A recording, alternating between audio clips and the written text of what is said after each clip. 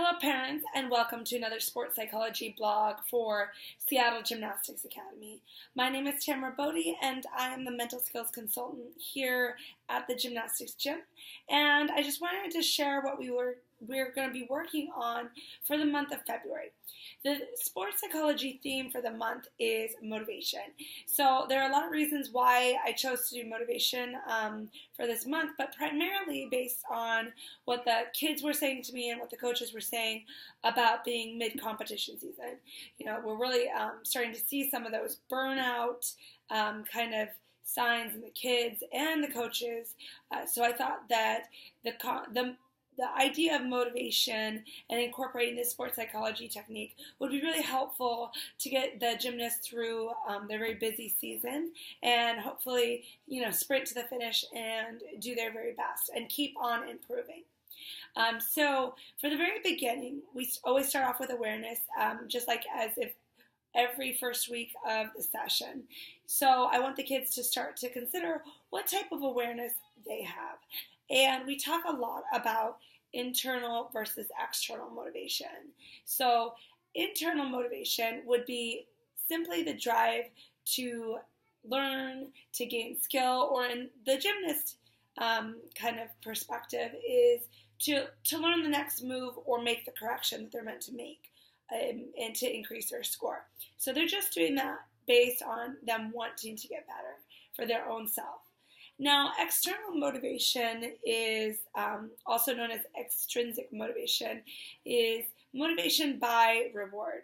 And that would be, your stereotypical trophies, sometimes getting a leotard or, candy or something like that would be that bribe or that external reward. Now, what I tell the gymnasts is, both intrinsic and extrinsic motivation are great ways to get yourself to keep going, and you can be equally as motivated by both of these.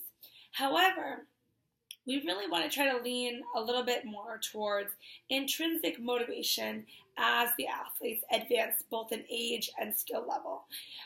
We find in sports psychology that extrinsic motivation for those rewards, or perhaps even to please a coach or a parent, really are not sustainable and career long lasting. And eventually we want to internalize the motivation. So it's really truly coming from within, kind of having, I talk to the girls a lot about, is that champion's hustle. Is what is it that, sets a competitor apart from the other gymnast. And it's that champion's hustle. That's that day in and day out motivation to grind solely because they want to do it for themselves. Especially as the children progress in age. We see a huge cognitive shift around 11 to see when they're actually starting to be able to understand how to compete against themselves. So we do have a lot of younger gymnasts who are, 8, 9, 10. And in that age range, it's very developmentally appropriate to give them extrinsic reward or that immediate praise. And then we do eventually want to try to get them to have more intrinsic motivation. Around 10 and 11 is where they're able to really cognitively understand, trying to progress better than their own self rather than comparing to the other gymnast.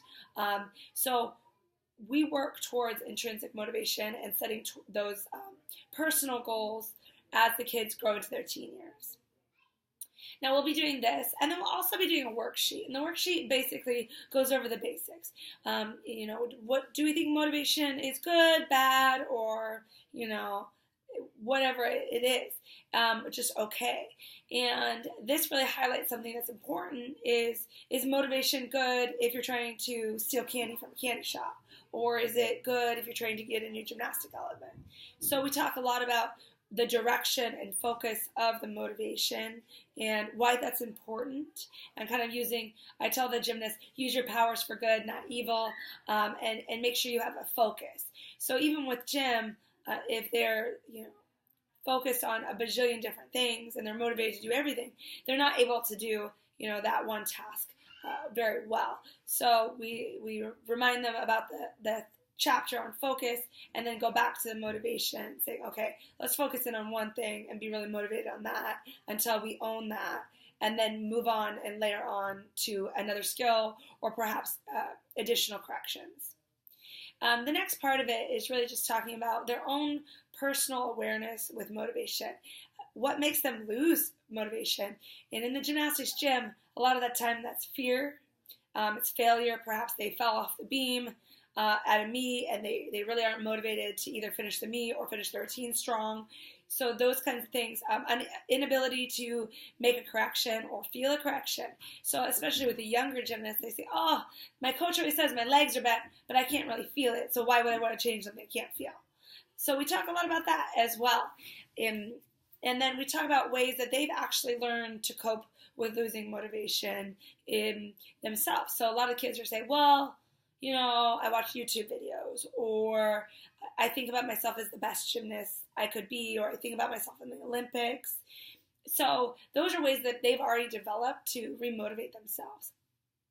We talk about, you know, a lot of times we all kind of get burnt out and, you know, feeling like we are not motivated, and then we have to pick ourselves back up and get motivated, and that's normal. But we talk a little bit more with them about what is kind of unusual burnout or burnout where you're just not motivated for weeks and months at a time. That's something that we would want to address straight away. So mental burnout is a little bit different than overtraining, and often they're confused. So overtraining is like the physical, muscular, and stretching, like overtraining those muscles to where you mentally want to do it, but you're just fatigued or your muscles aren't recovering. And the gym does a great job if you following USAG guidelines not to train the children too much for their age. This sport does have a lot of long hours, so it's exceptional as opposed to other sports, but they're more technique focused rather than, you know, cardio focused. So that's been a huge thing that parents have asked as well. Now with mental burnout, this is something we see with all ages in this sport in particular, and that is that they don't want to come, or when they get here, they're not motivated to do their very best, and it's chronic. It's not just, I'm afraid of a skill, therefore I don't want to come, and there's no acute reason like that. It's not 1 week, it's not a few days, it's weeks and months at a time, or perhaps even the whole season, where they're just feeling like, oh, like I mentally am exhausted of the grind of going to school and going to gym and putting in all these hours, and I don't have a lot of motivation to do better while I'm in the gym. So those are things that, you know, if your child's saying they don't want to come for months and months at a time, that's something to address as maybe mental burnout. And if you ever have any questions with that, you can always email or talk to me directly. After we go over kind of like ways that they have found to deal with their own burnout, I give them some simple suggestions, and we only have about 15 minutes during their break time. So this is quite quick little seminar, and then we do a takeaway. What did you learn? What did you find that was interesting?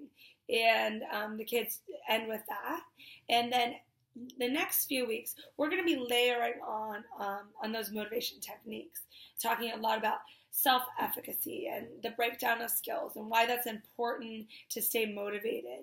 A lot of motivation boards. We're going to be doing an activity at the end where they create their own motivational board, something that's inspiring to them.